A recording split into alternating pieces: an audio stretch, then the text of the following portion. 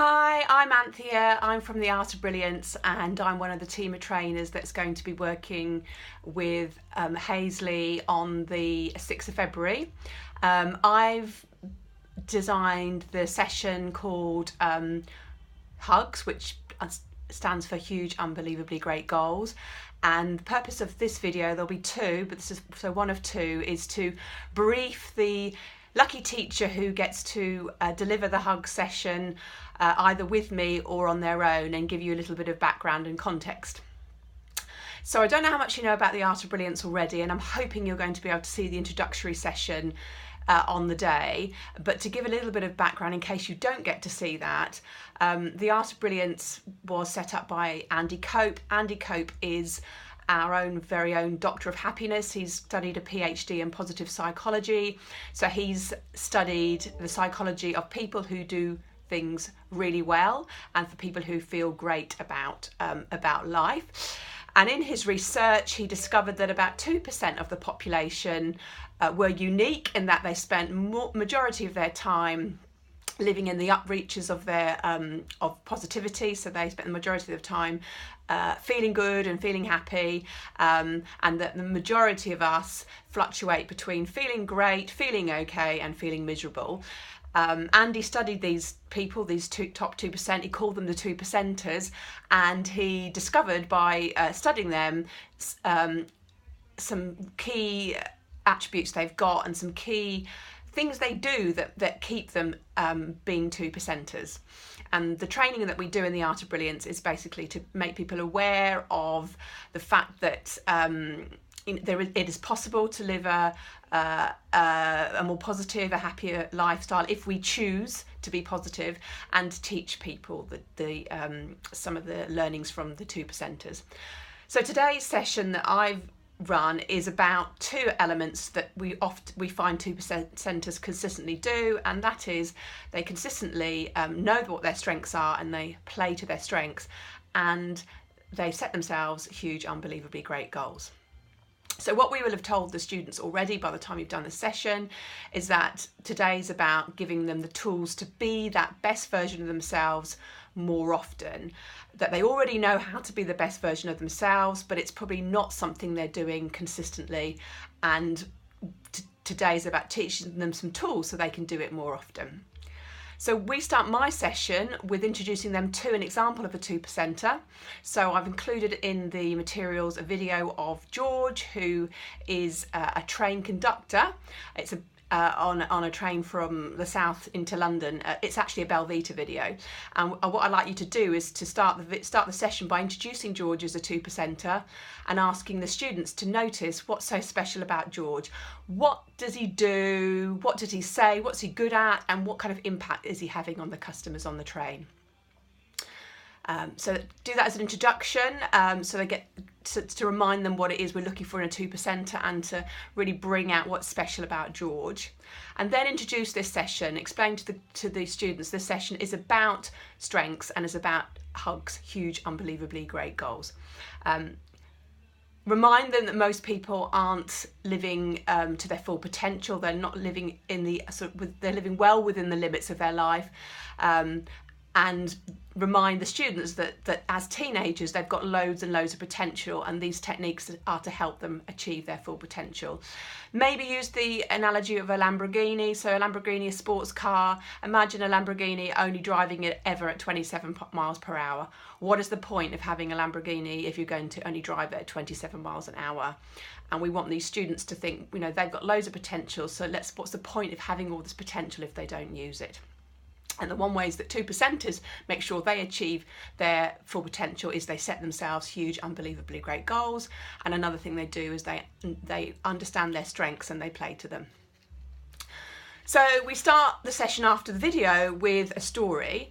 The story is about a toll booth, probably set before we had automatic toll booths, but I'm going to suggest that you learn the story so you don't have to read it out loud. But if I tell you the story now, so imagine that somewhere in America there is a motorway with toll booths, a toll bridge.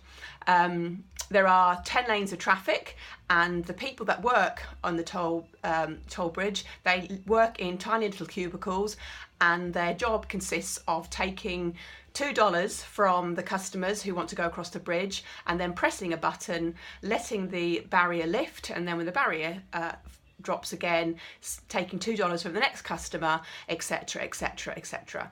So it's a pretty repetitive, dull and boring job, and the people who do the job, the majority of them do it in a very zombie-like way. They literally just repeat the task time and time again, and they spend their 8-hour shift looking forward to the end of their shift, looking forward to the end of their working week.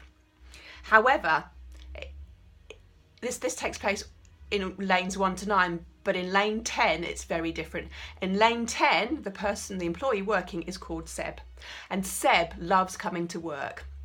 He has a big smile on his face, he greets customers with a big smile, and what he's done to make his life more interesting is he's downloaded music onto his phone, he brings in a set of speakers, he turns up the music loud, and he basically spends the day partying and boogieing along in his little cubicle to help the time go by. And he also pays attention to his customers. He gets to know them by name, and he greets them. If he knows them, he greets them individually. So he might say, hi John, how are you today? Or hi Marianne, how are the kids? And if they're a brand new customer, he says, welcome to lane 10. You've picked the right lane here. This lane's got the best view of them all. Lovely to see you. Come back again next time. Now, here's the rub of the story, is that at the end of the rush hour, when it's really quiet and there's little traffic, in lanes 1 to 10, it's really quiet. There's no queue at all. The zombie-like employees are just clicking their fingers and tapping their thumbs, waiting for the day to end. But in lane 10, it's different. In lane 10, there's a queue of traffic. There's a queue of traffic, a queue of customers who would rather sit in a queue for 5 minutes so they get to see Seb than go straight through in lanes 1 to 9. And the question I want you to ask the kids is, why is that? What is so special about Seb? Why do customers queue to see Seb? And why is it important that we learn to be more like Seb? So share that story and pose those questions, and don't necessarily need to get answers from them, but we want the students to work out for themselves that Seb's a pretty special person, because he enjoys his work, and that rubs off on his customers. Then we have a second story, and this story is about Al, who's one of the biggest celebrities in the 20th century. And in this story, I suggest you read the story out loud. You don't have to memorise it, because it covers all the main points. So I'm not going to read it because it's in your facilitator notes, but the idea is to read the story, and at the end of it, ask the students, who is Al? And see if any of them will have realised that it's actually Albert Einstein, and maybe giving it away would have been when you mentioned that he had dreamt up science's most famous equation, E equals mc squared. So tell the story of Albert Einstein, and then explain that Einstein, it was like you and I. He was a genius at something, and he was incredibly bad or spectacularly bad at some of the other things. But unfortunately, he didn't focus on the things that he did badly. He focused on the things that he did well. And the things that made him stand head and shoulders above everybody else. And there's a chance that you guys in the room are not focusing on the things that make you guys head and shoulders above everybody else. So what we want to do now is to help you become more aware of your strengths. Give them some examples of strengths, because they often you don't realise what your strengths are, you're just more aware of your weaknesses. So mention the fact your strengths could be in music, could be in sport, could be in writing, could be in dance. I've given you a whole list of things that you call out. It could be in YouTubing, it could be in inventing, it could be in technology, any of those things. It could be anything, but they're things that the students love doing, and they're things that they're just naturally good at. They just naturally have got a talent for. And everybody's got strengths, everybody's got them. The key is they've got to discover them and bring them to life. And then introduce the next exercise, where we say, it's really important that you do discover your strengths, you do bring them to life. And if you do it when you're a teenager and start focusing on your strengths when you're a teenager, it sets you up well for the rest of your life. So we're going to ask them to consider some big, tough questions. We want them to think seriously about the questions, and if they need any additional input, if they really are stuck and they're not sure what their strengths are, encourage them to chat with a classmate who knows them well and ask the classmate, what is it you think are my strengths? What is it I do well? Talk them through the questions which are on the slide. So what are you great at? What do you seem to pick up easily and naturally? What do you most look forward to doing? Because strengths are the things that you love doing and you're good at, and they just come naturally to you. And encourage them to come up with 3 top strengths. And then ask them to consider the question, what would happen if you played to those strengths more often, if you tried to put them into practice more often?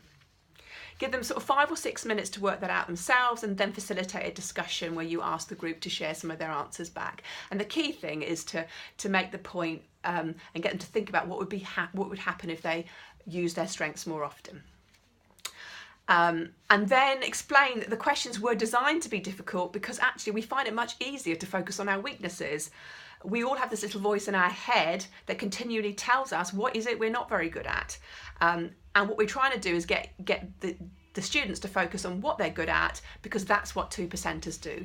They focus on the positives, they focus on what they're good at. And then it's really important to do a little disclaimer, because we're telling the students to focus on their strengths, but does that mean they should forget about all the things they're not very good at? Well, absolutely not. Let's get really, really serious about this.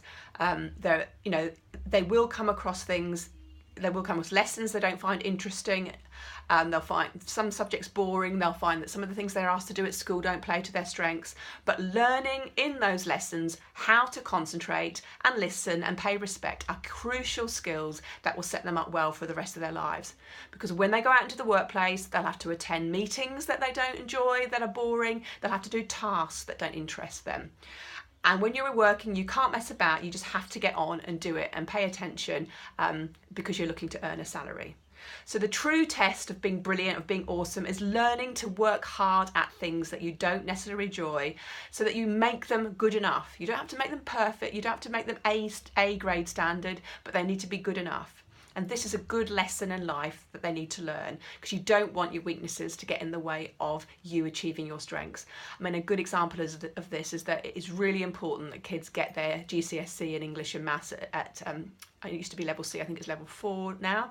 It's really important they get that, because if that's a minimum standard that kids need in order to get a lot of apprenticeships and get into college and a lot of jobs. So they need to be just good enough at English and Maths. They don't need to be at grade 9 standard, but they do need to be grade 4 or 5. So we want them to focus on their strengths, but we also want to focus on making their weaknesses good enough and learning how to behave when you're doing something that's not very interesting to you. And that's what amazing teenagers do. Okay, I'm going to stop the video now because that's the first session, and I will then record another video to talk about the second part of the session, which is all about huge, unbelievably great goals. See you in a minute.